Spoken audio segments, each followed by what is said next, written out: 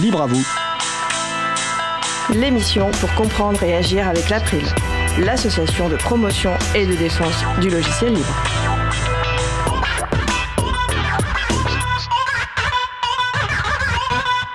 Bonjour à toutes, bonjour à tous dans Libre à vous.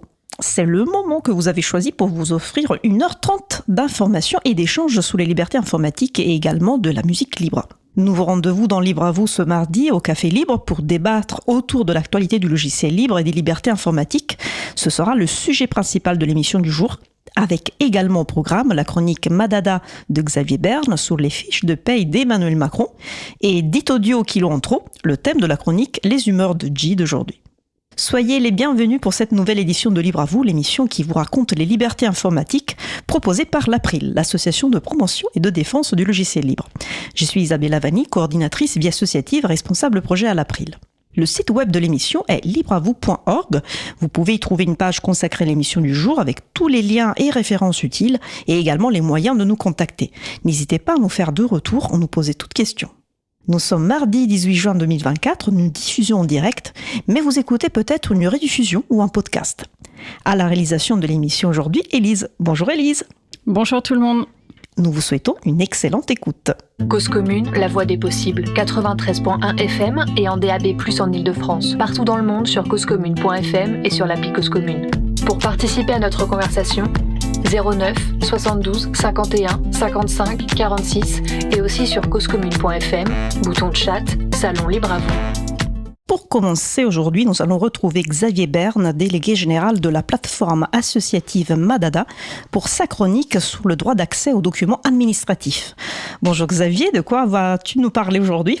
Bonjour, aujourd'hui je vais donc vous parler du bulletin de paie du plus haut personnage de l'État, Emmanuel Macron, puisque grâce au fameux droit d'accès aux documents administratifs, ce bulletin de paie est désormais librement accessible à tout un chacun sur notre plateforme associative, donc Madada. Et déjà, pour ceux qui se demandent surtout combien gagne le chef de l'État, je ne vous fais pas languir plus longtemps, son salaire net avant impôt était de 14 586,32 € pour le mois de janvier dernier. Mais comment fait-on pour obtenir ce bulletin de salaire ? Alors c'est finalement extrêmement simple. J'ai envoyé un simple mail à l'Élysée par l'intermédiaire de Madada, vraiment de quelques lignes. Bonjour, au titre du droit d'accès aux documents administratifs, je sollicite la communication du bulletin de salaire du président de la République pour le mois de janvier 2024. Voilà, vraiment quelques lignes, 2 minutes et 2 mois plus tard, j'ai reçu par commandé le fameux bulletin de paie d'Emmanuel Macron que j'ai donc voulu repartager sur Madada pour qu'il soit accessible à tout un chacun.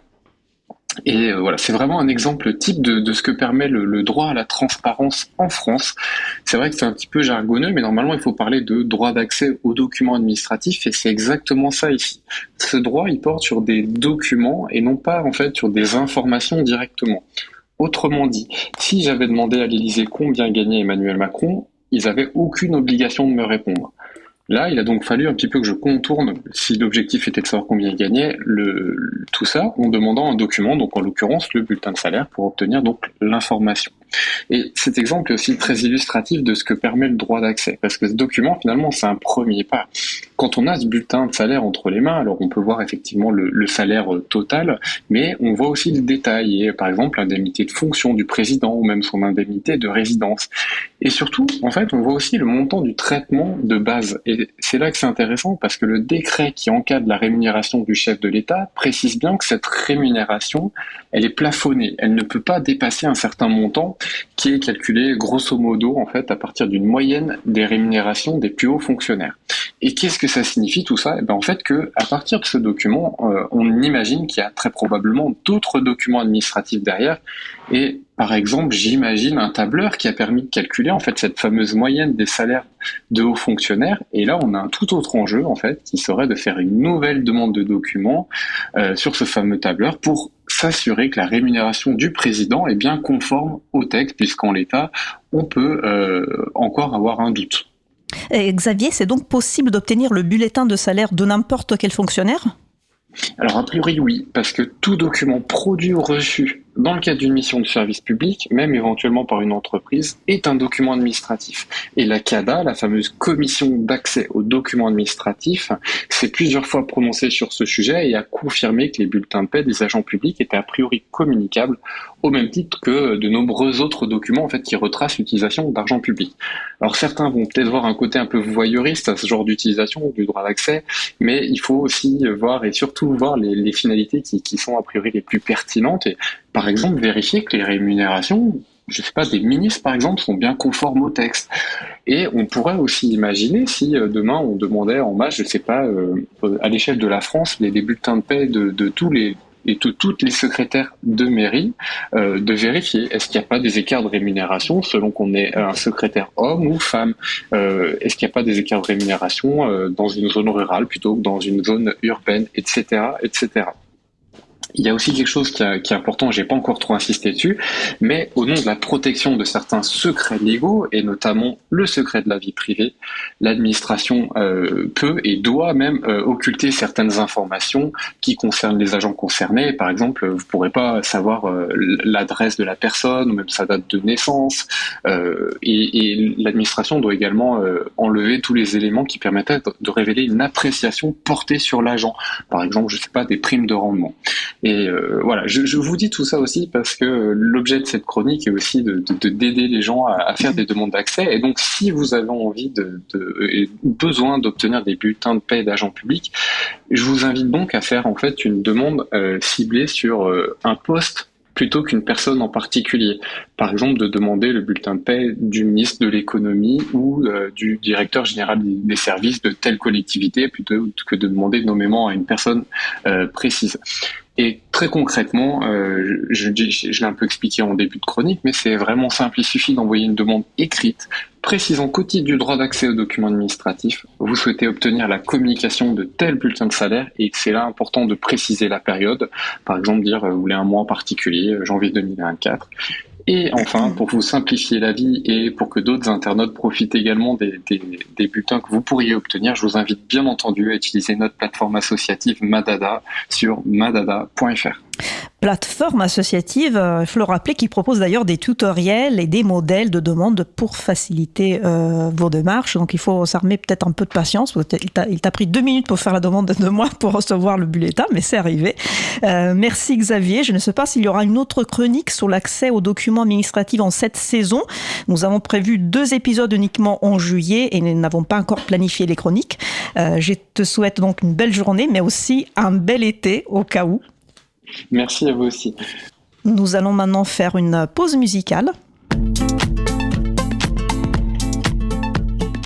Après la pause musicale, il y aura notre sujet principal au Café Libre, donc débattre sur l'actualité du logiciel libre. Pour l'instant, nous allons écouter Crème par À la Claire ensemble et on se retrouve juste après. Belle journée à l'écoute de Cause Commune, la voix des possibles. Cause Commune 93.1.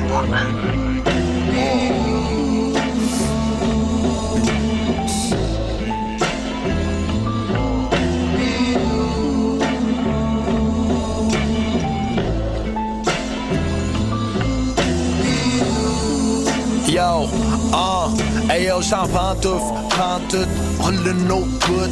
C'est légal au States, c'est légal au bout. Fuck, toutes tes pilules, fuck ta peau, fuck tes bidules, fuck tes mollies, c'est pas poli, jelly. Moi j'suis high, des nitrelles, les roll-up, le spliff. J'en pantalon de bitch, c'est ma bitch, j'réponds plus pas, c'est mon phone et c'est le grid. Trop occupé dans le vide, à m'inventer des beats. Mais les créneaux dans le coude, propre lit dans le bide. Mon char est fait en copine, mon téléphone en 2Pix. C'est comme ça que je rentrais dans l'équipe, en gros débile, full pix. Check mes yeux sont fucked, sont perdus dans leur orbite. Des conversations dans le trafic, j't'écoutais raconter l'Afrique. Everything that is green is a cream that's healing all your mind. We get high smoking trees, but we only smoking trees.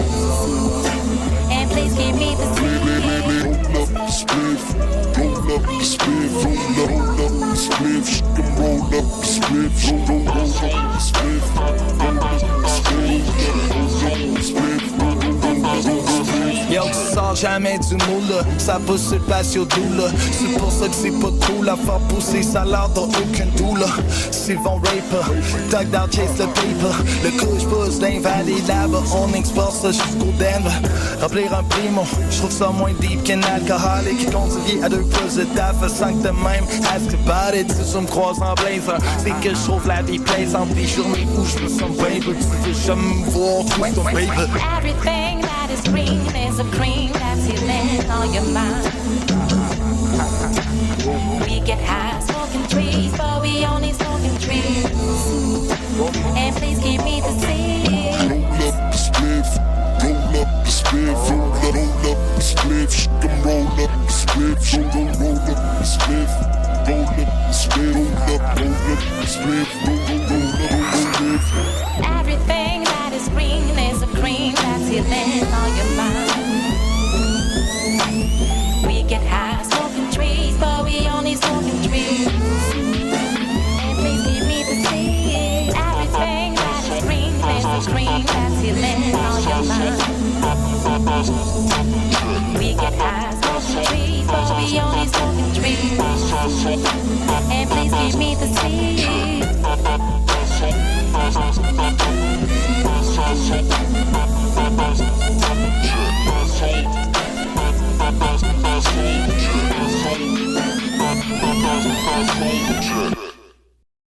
Nous venons d'écouter Crème par À la Claire Ensemble, disponible sous licence libre Creative Commons CC BY et SA 3.0. C'est mon collègue Étienne, en fait, qui m'a suggéré ce chouette morceau. Merci à lui. Retrouvez toutes les musiques diffusées au cours des émissions sur causecommune.fm et sur libreavou.org.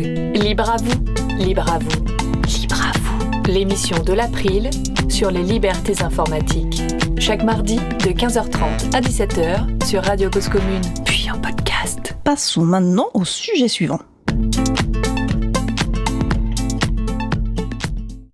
Nous allons poursuivre par notre sujet principal. C'est un sujet taillé pour le direct, donc si vous écoutez, n'hésitez pas à participer à notre conversation sur le salon web dédié à l'émission, soit sur le site causecommune.fm, bouton chat, salon libre à vous. Vous pouvez aussi appeler au 09 72 51 55 46. Nous vous souhaitons la bienvenue au Café Libre, où on vient papoter sous l'actualité du logiciel libre dans un moment convivial, un temps de débat avec notre équipe de libristes de choc, issue d'une rigoureuse sélection pour discuter avec elles et eux et débattre des sujets d'actualité autour du libre et des libertés informatiques. Aujourd'hui avec moi, autour de la table, Florence Chabanois, cofondatrice de la Place des Grenouilles, membre corps des Tech Rocks et de Duchesse France, Isabelle Carrère d'Antanac, association proche qu'à Ami, mais aussi qu'à son siège est juste à côté du studio de la radio, et Pierre Bessac, informaticien libriste de longue date, fondateur d'Aeriomem.net, un service de stockage de fichiers. Bonjour à vous trois et merci de vous être joints à moi pour ce temps d'échange. Bonjour. Bonjour tout le monde. Bonjour tout le monde. On commence par cette actu. La DINUM, la Direction interministérielle du numérique, a conçu et déployé la suite numérique visant à fédérer tous les agents professionnels de la sphère publique autour de services disponibles à la carte et interconnectés pour une gestion fluide et efficace du travail collaboratif. Voilà, c'est l'annonce est tout récent, je pense, fin mai. Donc, qui veut prendre la parole sur ce premier sujet, qui est plutôt une bonne nouvelle pour le livre? Florence, peut-être, qui avait suggéré le sujet. Non, c'était pas moi. Ah non, c'était pas toi, en fait. Du coup, le principe, c'est bien. Enfin, c'est bien. En tout cas, c'est pratique de faire en sorte que tous les agentes et agents puissent communiquer ensemble. Après, je me demande si on a vraiment accès à tout le monde, parce que du coup, ça fait un peu peut-être bizarre si c'est trop large, je sais pas. En tout cas, ça inclut Chap, la messagerie open source. Et Grist qui est un tableur. Donc moi personnellement je les utilise pas, mais vu que c'est open source, visiblement on pourrait tester pour voir ce que ça donne. Mais ce que je salue en tout cas, c'est que ce soit des solutions open source qui soient développées et que du coup peut-être ça va aussi familiariser la fonction publique et tout ça. Alors, j'avais regardé moi le détail de cette annonce, mais est-ce que c'est en plus, à côté, en même temps que ce qu'on avait déjà évoqué, c'est-à-dire la suite LibreOffice, etc. Pour moi, c'est à part. C'est à part. Ouais, ça n'a rien à voir. C'est en plus, oui. Ok. De ce que j'ai compris, oui. Bah, la DINUM a pas mal d'activités de soutien numérique aux services de l'État. Et donc, ils utilisent majoritairement de logiciels libres à chaque fois qu'ils peuvent, donc souvent, en fait. Donc, ils font un bon boulot, en général, à suivre.